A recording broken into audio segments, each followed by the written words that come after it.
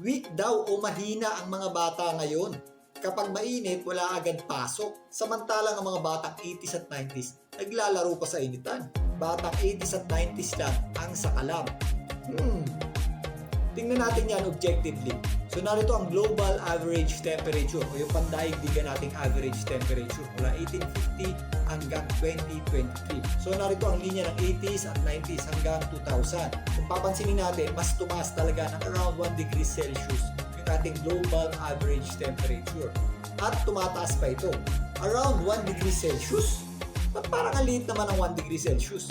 Para sa pandaigdigan o global averages, ang 1 degree Celsius ay napakalaking bagay na.